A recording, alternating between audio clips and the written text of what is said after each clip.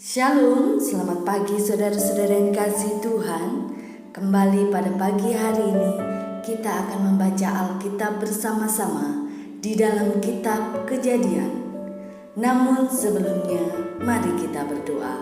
Tuhan Yesus, Tuhan Allah Bapa kami yang kami sembah dan kami muliakan, segala puji dan syukur kami naikkan di hadapan-Mu. Terima kasih Tuhan kalau pagi hari ini kami bangun dengan sehat. Semua karena kemurahan Tuhan di dalam kehidupan kami. Pagi hari ini kami akan membaca firman-Mu. Kiranya Engkau urapi setiap kami. Ampuni segala dosa dan kesalahan kami Tuhan. Biarlah firman Tuhan yang pagi hari ini boleh kami baca memberi kekuatan bagi setiap kami untuk kami melalui hari ini bersama dengan Engkau. Terima kasih Tuhan Yesus. Kami naikkan doa dan ucapan syukur kami pagi hari ini di dalam nama Tuhan Yesus. Haleluya. Amin. Kejadian 11. Menara Babel. Adapun seluruh bumi satu bahasanya dan satu logatnya. Maka berangkatlah mereka ke sebelah timur dan menjumpai tanah datar di tanah Sinear. Lalu menetaplah mereka di sana. Mereka berkata seorang kepada yang lain, "Marilah kita membuat batu bata dan membakarnya baik-baik." Lalu bata itulah dipakai mereka sebagai batu dan gala-gala sebagai tanah liat. Juga kata mereka, "Marilah kita dirikan bagi kita sebuah kota dengan sebuah menara yang puncaknya sampai ke langit, dan marilah kita cari nama supaya kita jangan terserak ke seluruh bumi." Lalu turunlah Tuhan untuk melihat kota dan menara yang didirikan oleh anak-anak manusia itu, dan Ia berfirman, "Mereka ini satu bangsa dengan satu bahasa untuk semuanya. Ini barulah permulaan usaha mereka. Mulai dari sekarang, apapun juga yang mereka rencanakan, tidak ada yang tidak akan dapat terlaksana.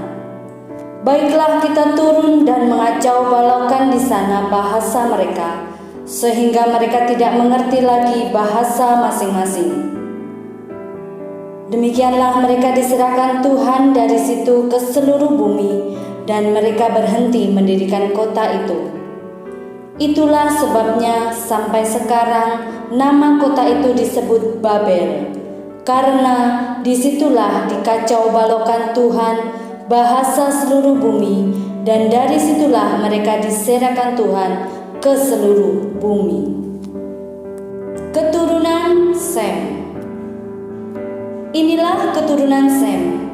Setelah Sem berumur 100 tahun, ia memberanakan Arpaksad 2 tahun setelah air bah itu. Sem masih hidup 500 tahun setelah ia memberanakan Arpaksad, dan ia memberanakan anak-anak lelaki dan perempuan. Setelah Arpaksad hidup 35 tahun, ia memberanakan Selah. Arpaksad masih hidup 403 tahun setelah ia memberanakan Selah, dan ia memberanakan anak-anak lelaki dan perempuan. Setelah Selah hidup 30 tahun, ia memberanakan Eber. Selah masih hidup 403 tahun setelah ia memberanakan Eber, dan ia memberanakan anak-anak lelaki dan perempuan.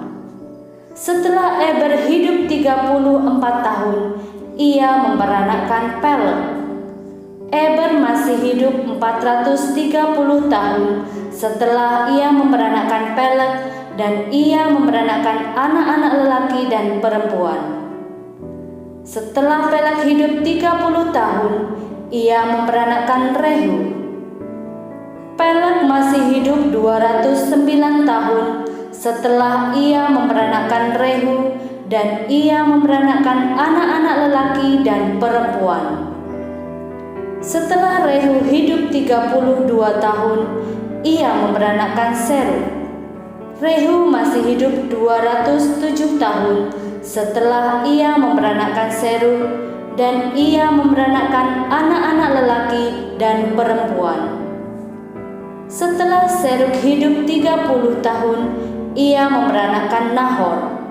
Serug masih hidup 200 tahun setelah ia memberanakkan Nahor, dan ia memberanakkan anak-anak lelaki dan perempuan. Setelah Nahor hidup 29 tahun, ia memberanakkan Terah.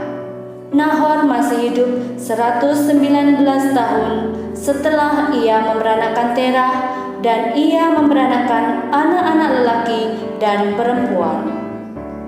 Setelah Terah hidup 70 tahun, ia memberanakkan Abram, Nahor, dan Haran. Daftar keturunan Terah. Inilah keturunan Terah. Terah memberanakkan Abram, Nahor, dan Haran memberanakkan Lot. Ketika Terah ayahnya masih hidup, matilah Haran di negeri kelahirannya di Ur-Kasdim. Abram dan Nahor kedua-duanya kawin.